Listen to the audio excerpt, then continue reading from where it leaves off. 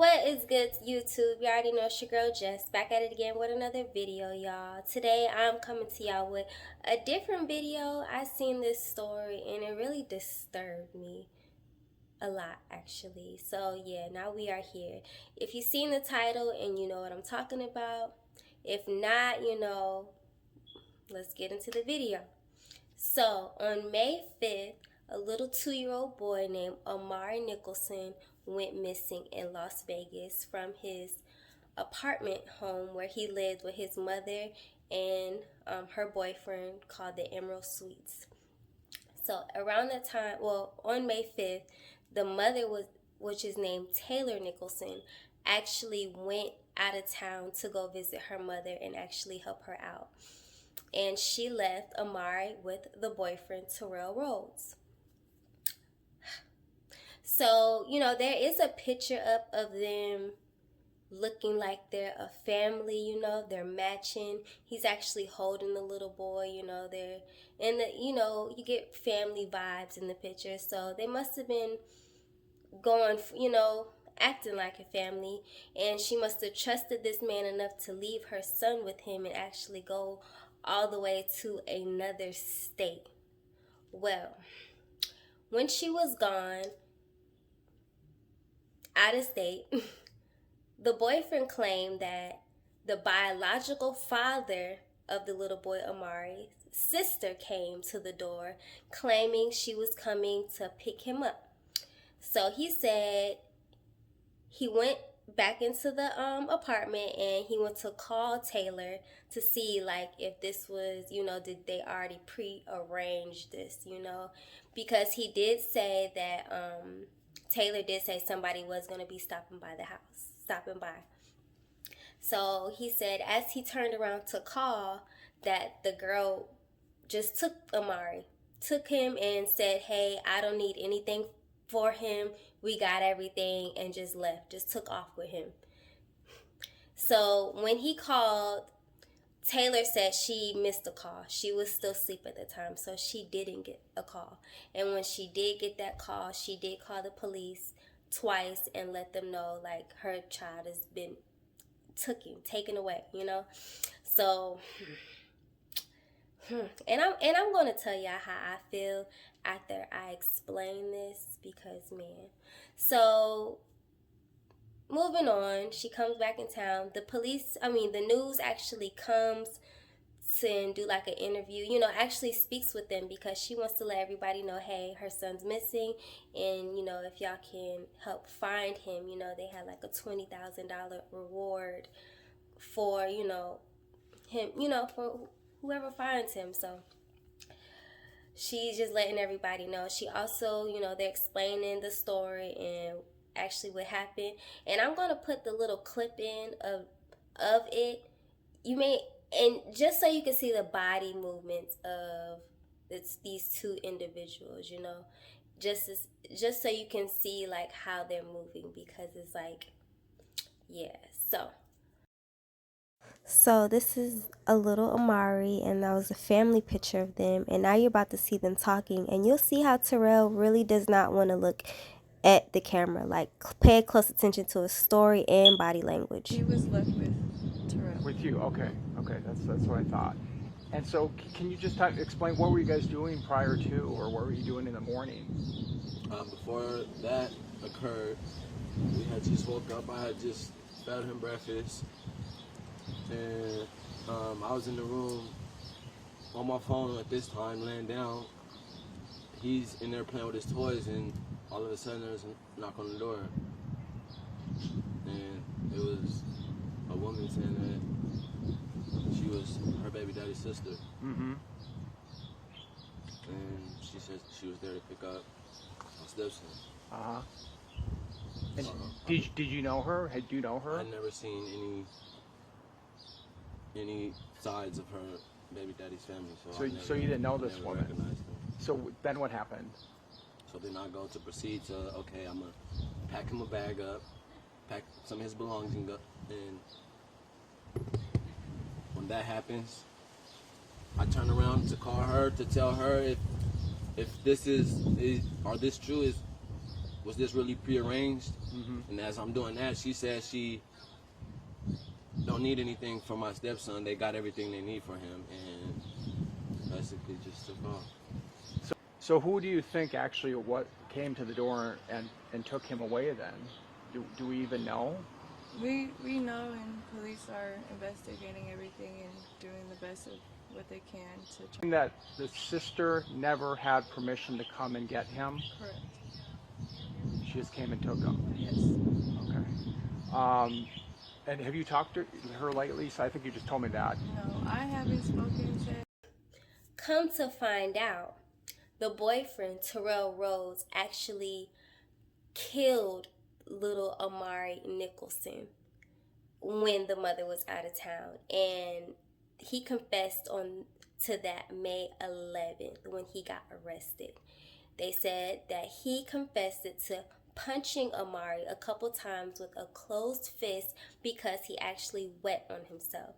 And when they actually found him, he was actually right down the street from where they lived, and they said they found blood on the walls, and they also found soiled clothing of Amari's. Whew. So yes, that for you to actually do an interview and then actually confess. And officers said that when they went to go get him to arrest him, that he actually put up a fight. Like, he grabbed one of the officers' guns and was like, I can't go back, let me go, let me out, I can't go back. But nobody got shot. Like, they was quickly able to resolve that whole little situation of him pulling up a big old grown man temper tantrum, and arrested him and took him into custody. So yes, even in the going back, even when the mother, the news came out, the mom did say, I know this sounds confusing, but this is what it is, like, he's missing. Now, when you see the clip, you can tell, like, the boyfriend doesn't really want to look at the camera, He's looking down, he's looking away, he's not really looking at the camera. And the mom, she is looking at the camera, she is speaking with the person from the news, but, she doesn't really seem as sensitive, for a mother who just doesn't know where her child is. Me being a mother, if I didn't know where my child was, I'm not going to be that calm, I need answers, and I need them now. Personally, how I feel being a mother, and I left my child with the boyfriend, my boyfriend, and you're telling me this woman came into our home and just took him, and you just allowed it, like, you didn't chase after her, you didn't do none of that, you just allowed that. You mean to tell me this woman came in and did this to you, and I'm supposed to just be cool with that? I will be at that interview looking at him like, yes, please tell me what's going on, because I need answers, playa. I need answers, okay? Because for one, you're not about to take my child. You're not about to just take my child like that, and I'm be like, okay, all right. And that's really how he really looks. Like, she just took him, and that's what that. Like, what? She just took him. So, yeah. I personally, a lot of people are blaming the mom. A lot of people are thinking that the mom is in on it. I personally don't think she knew. Even especially when the news came and just her looking at him, like, she's not hiding her face, she's not trying to hide herself. Now, I do feel like she trusts the boyfriend a little too much, and seeing that they also brought up another previous boyfriend who was also in the child's life, that may just be her problem. She may really be trusting these men that come in her life more than she really needs to, and I think that's where everything goes left, So that right there, but other than that, I don't think the mom knew about her son being killed. Even in the second interview, you could tell she's hurt. But the man, the boyfriend, oh yeah, you could tell he knew he did something. You can tell he's guilty about something. You could tell he's hiding himself. He doesn't want to look at the camera. Like, come on now. And it's just so sad. So now they haven't really said too much, like if they found him buried or where they really found him at, but they did find the body. So yeah, and it really just happened like a little over a month ago, so it's still more courts, still a lot going on, more things to be talked, heard, and even from his story on really what happened with Amari in details. So really that's all about it. It's just sad that this little 2-year-old boy had to lose his life at such a young age. And it's even sad that the man who's looking at him as a stepson, who even called him his stepson in the interview, is the one that killed him and punching this little boy with the closed fist. I personally don't think that was probably his first time hitting this little boy, unless he takes it out when she's not there. And sadly, I don't think that the mom was in on it, but I do think she's very naive to these men. And it's just so sad, because this is just one case out of so many million of different cases of kids getting harmed, killed, anything. I can't even say by step parents, because I done seen cases where it's the actual parents who are harming the children as well. It's just sad that people out here doing these to these innocent kids. Kids are so innocent.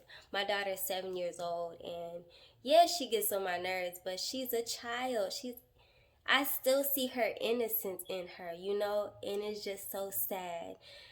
Praying for the family, and also hopefully, not even hopefully, that man is facing right now first-degree murder, as he should, and having the nerve to try to grab a dang policeman's gun, talking about something he don't want to go. Well, you shouldn't have hit that little 2-year-old boy with your closed fist, you grown-ass man.